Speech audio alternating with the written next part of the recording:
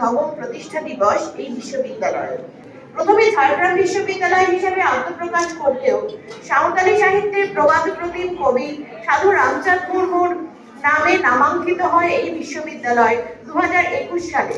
সাঁওতালি সাহিত্য এবং সমাজে সাধু রামচাঁদ মুর্মুর অনন্য অবদানকে সম্মান জানিয়ে 2021 সাল থেকে পঠন পাঠন শুরু হয় প্রথম উপাচার্য অধ্যাপক অমিয় কুমার পান্ডার যোগদানের মাধ্যমে। কিছু প্রতিভাবান শিক্ষক ও ছাত্রছাত্রীর উৎসাহে আমরা গেমস অ্যান্ড স্পোর্টস ইউনিট তৈরির কাজ শুরু করেছি।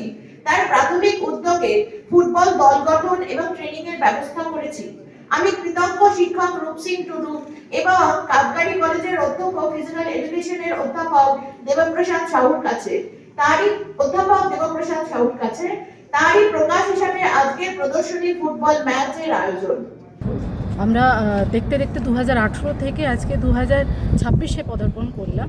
তো এই প্রতিষ্ঠা দিবসে আসতে পেরে খুব ভালো লাগছে, কারণ সবার দাবি ছিল ইউনিভার্সিটি হোক। আমরা জঙ্গলমহলে একটা ইউনিভার্সিটি এখানে মানে শুরুর দিন থেকে অমিয়বাবু তখন ছিলেন, মানে তখন থেকে জুড়ে ছিলাম এবং ভালো লাগছে। এখানে বিভিন্ন ধরনের সাবজেক্ট নিয়ে পড়াশুনো থেকে আরম্ভ করে ঝুমুর থেকে আমাদের সাঁওতালি ডিপার্টমেন্ট থেকে সব রকমের পড়াশোনা যেটা হচ্ছে, এটা আমাদের কাছে খুব গর্বের বিষয়।